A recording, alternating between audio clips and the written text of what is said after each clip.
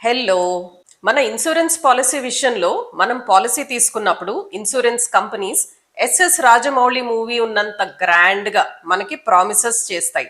మీకు అన్నీ కవర్ అయిపోతాయి, ఏమీ ప్రాబ్లం లేదు, మీరు ఏమీ టెన్షన్ పడాల్సిన అవసరం లేదు, ఇలా చెయ్యని ప్రామిస్ అంటూ ఉండదు కదా.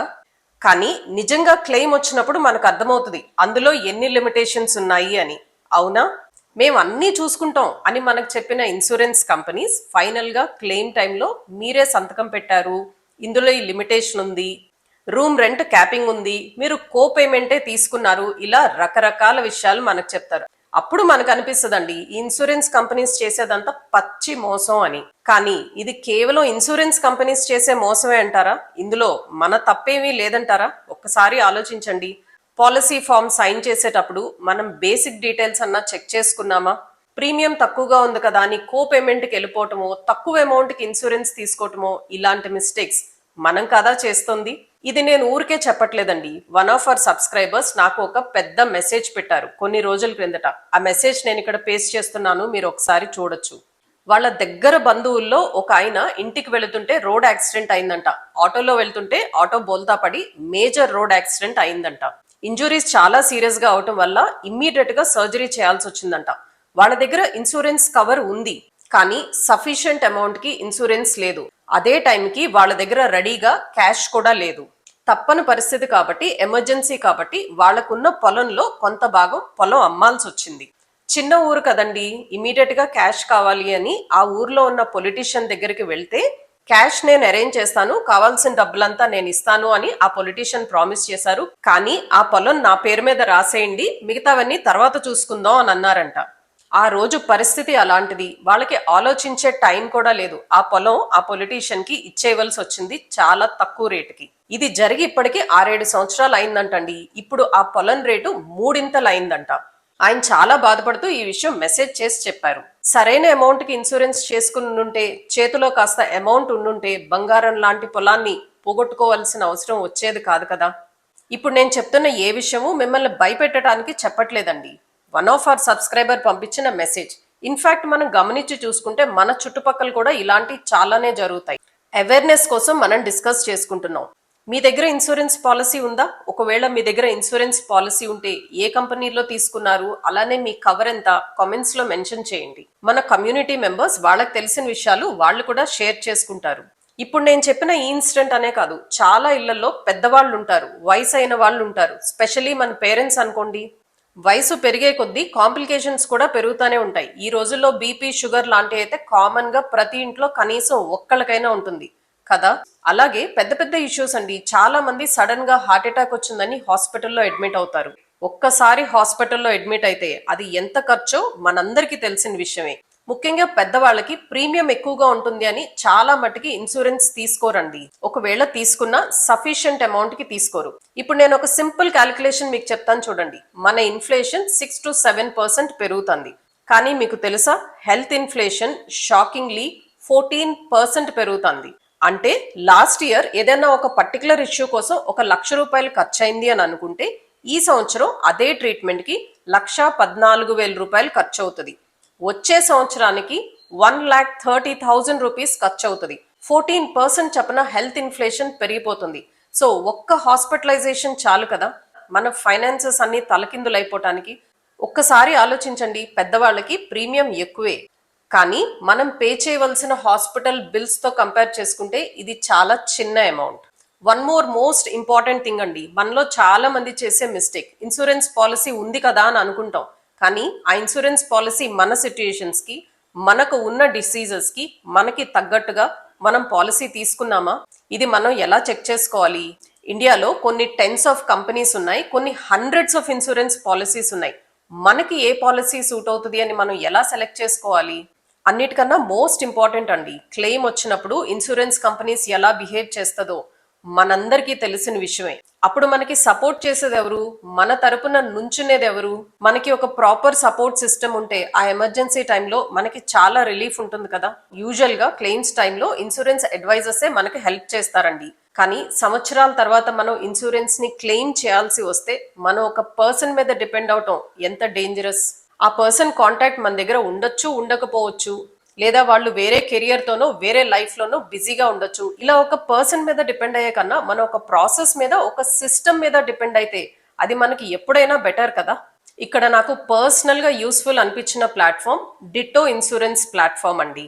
ఈ ప్లాట్ఫామ్ IRDAI సర్టిఫైడ్ ప్లాట్ఫామ్ అండి, బ్యాక్డ్ బై జీరోదా. ఇది కంప్లీట్లీ స్పామ్ ఫ్రీ ప్లాట్ఫామ్. మీరు అపాయింట్మెంట్ బుక్ చేసినప్పుడు మాత్రమే వాళ్ళు మీకు కాల్ చేస్తారు. మిగతా కంపెనీస్ లాగా, మిగతా ప్లాట్ఫామ్స్ లాగా అన్నెసెసరీ కాల్స్ ఉండదు, మనకి డిస్టర్బెన్స్ కూడా ఉండదు.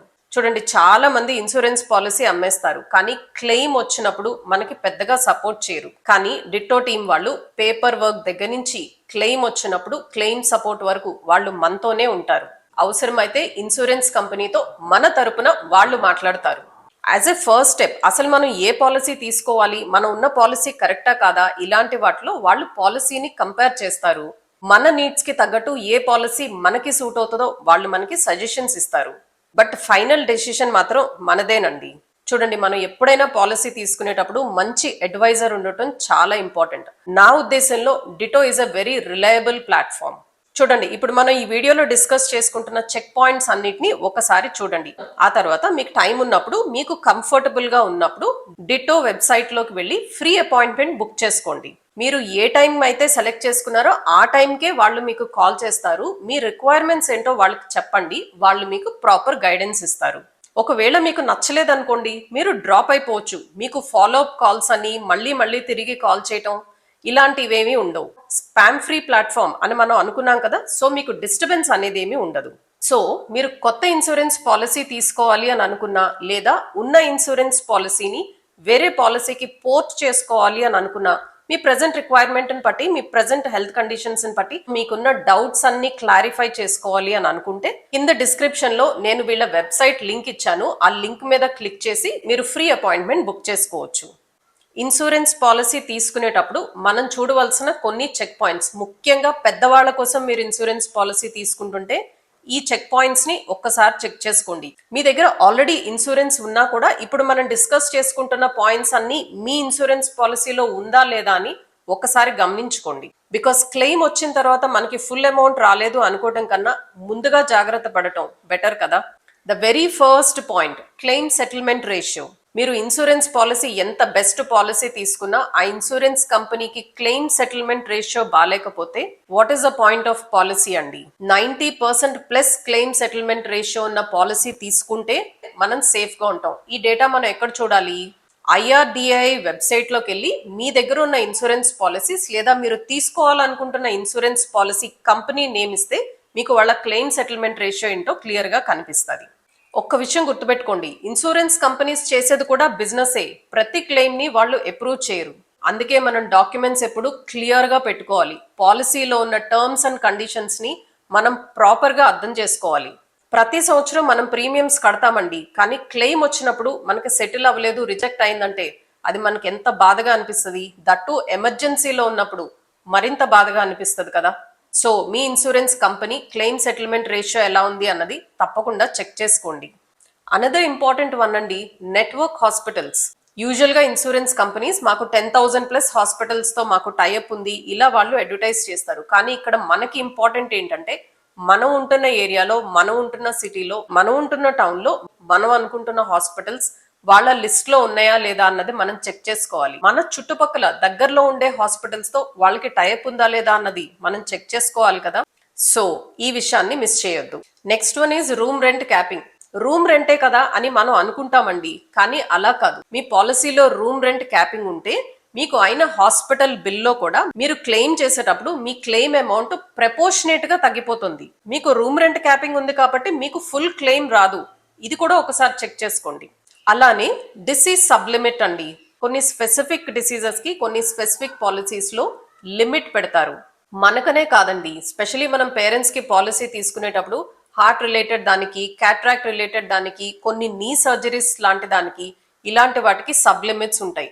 సబ్లిమిట్ లేని పాలసీ తీసుకోవటానికే ట్రై చేయండి. అలానే కో పేమెంట్ అండి. ఇక్కడ పేరెంట్స్ కనే కాదు, మనం పాలసీ తీసుకున్నప్పుడు కూడా మనందరం చేసే పెద్ద మిస్టేక్, ప్రీమియం తక్కువ కదా అని కో పేమెంట్కి వెళ్ళిపోతాం. కానీ క్లెయిమ్ వచ్చినప్పుడు మన కో పేమెంట్ పర్సంటేజ్ ప్రకారం మన పాకెట్లో నుంచి కూడా మనం డబ్బులు స్పెండ్ చేయాల్సి వస్తుంది కదా. వీలున్నంత వరకు కోపేమెంట్ లేకుండా తీసుకోవటమే better. And the next most important thing is waiting period. ఈ పాయింట్ ని చాలా క్లియర్ గా మీరు ఏ పాలసీ తీసుకుంటున్నారో, ఏ డిసీజ్ కి ఎంత వెయిటింగ్ పీరియడ్ ఉంది అన్నది స్పష్టంగా కనుక్కోండి. స్పెషల్లీ మీరు పోర్టింగ్ చేసుకుంటున్నప్పుడు, అంటే మీరు ఒక పాలసీ నుంచి వేరే పాలసీకి మీరు షిఫ్ట్ అవుతున్నప్పుడు కొత్తగా వచ్చే డిసీజెస్ కి లేదా ఎగ్జిస్టింగ్ డిసీజెస్ కి వెయిటింగ్ పీరియడ్ ఉందా అన్న విషయాన్ని మీరు క్లియర్ గా అర్థం చేసుకోండి. తక్కువ నెంబర్ ఆఫ్ డిసీజెస్ కి తక్కువ వెయిటింగ్ పీరియడ్ ఉన్న పాలసీని చూస్ చేసుకునే ప్రయత్నం చేయండి. అదర్వైజ్ వెయిటింగ్ పీరియడ్ లో మనకి హాస్పిటలైజేషన్ అయ్యి మనం క్లెయిమ్ చేయాల్సి వస్తే మనకి రూపాయి కూడా రాదు. అనదర్ ఇంపార్టెంట్ వన్ అండి, క్లెయిమ్ సపోర్ట్. ముఖ్యంగా మనం పేరెంట్స్ కి ఇన్సూరెన్స్ పాలసీ తీసుకుంటే మనకి గైడెన్స్ చాలా అవసరం. పెద్దవాళ్ళకి హాస్పిటలైజేషన్ అయినప్పుడు మనం చాలా కన్ఫ్యూజన్ లో ఉంటాం. మనకి ప్రాసెస్ అర్థం కాకపోవచ్చు, రకరకాల డాక్యుమెంట్స్ సబ్మిట్ చేయాల్సిన అవసరం రావచ్చు. ఆ టైంలో మనకి ప్రాపర్ సపోర్ట్ ఉంటే ప్రాసెస్ స్మూత్ గా అయిపోతుంది కదా.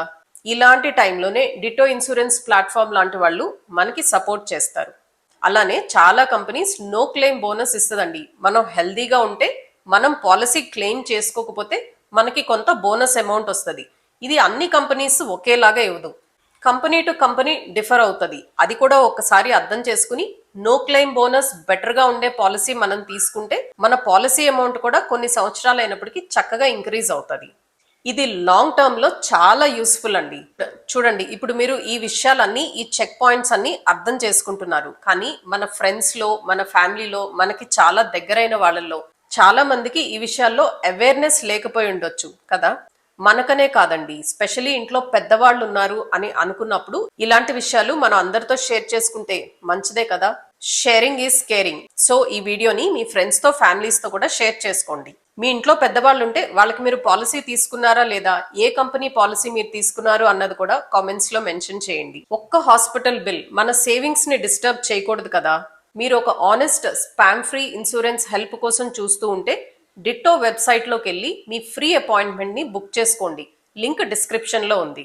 I hope this video is helpful for you. మీకు ఈ వీడియో నచ్చితే మనం ముందుగానే అనుకున్నట్టు please share this video with your family, friends. Please comment and like the video. Thank you so much for watching till here. I'll see you again.